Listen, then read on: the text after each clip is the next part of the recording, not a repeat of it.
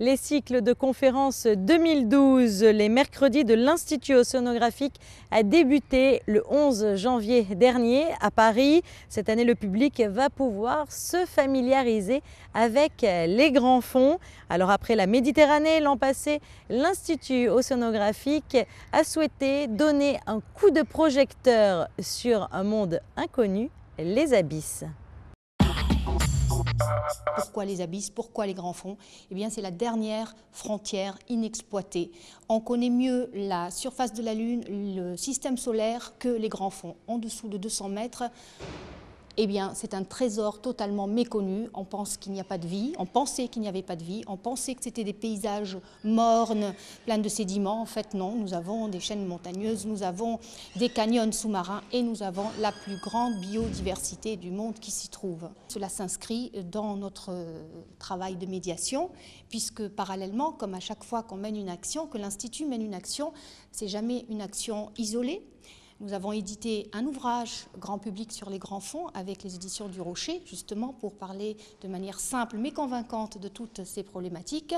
Il y a eu aussi une rencontre internationale de grande envergure le 13 octobre dernier qui a réuni ici même tous les grands spécialistes, mais aussi les industriels, les pêcheurs, les médias, le grand public, pour vraiment se confronter à toute cette problématique et essayer de trouver ensemble une solution. Exploitation, oui, mais durable, protégeant la dernière frontière qui nous reste. Et pour débuter le cycle 2012 des conférences de l'Institut océanographique consacré aux grands fonds, le biologiste marin et photographe sous-marin Laurent Balesta est venu parler de l'un des habitants les plus mystérieux des abysses, le sélacanthe, le récit de Patricia Navarro. Pour certains, il reste encore la plus grande découverte zoologique du XXe siècle. Le sélacanthe, ce dinosaure des mers, est un fossile vivant. Alors qu'on le croyait disparu, il est réapparu dans les années 30 et depuis cette date, nombreux sont ceux qui ont mené une quête effrénée pour l'apercevoir.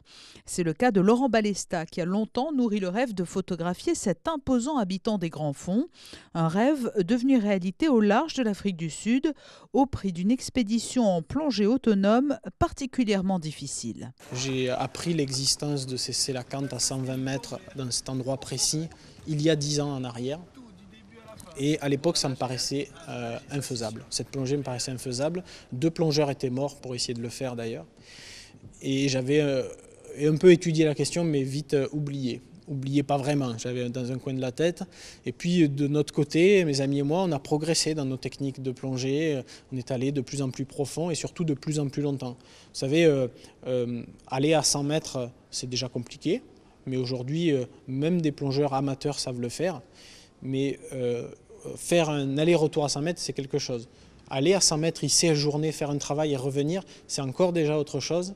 Et faire ça tous les jours pendant un mois dans des conditions de mer terribles, c'est encore une autre difficulté. Et c'est pour cela qu'il nous a fallu tant d'années pour se sentir prêt à le faire. Le sélacanthe est le plus vieux poisson du monde. Il a été le témoin de l'évolution du vivant depuis 400 millions d'années. Il porte en lui un passé commun à tous les êtres vivants de notre planète. Ça a été des folies de chercheurs qui se sont déchaînés pour l'étudier parce qu'on a pensé qu'il allait répondre à toutes les questions de l'évolution. Il était le chaînon entre la vie aquatique et la vie terrestre. Aujourd'hui, les choses ont évolué. On s'aperçoit finalement qu'il pose encore plus de questions qu'il ne donne de solutions. Mais ça reste un animal mythique, d'abord parce que voilà, on croyait qu'il avait disparu et ce n'est pas le cas. Que même si on sait qu'aujourd'hui il existe, il reste inaccessible. Donc ça rajoute encore à l'attrait qu'il peut avoir.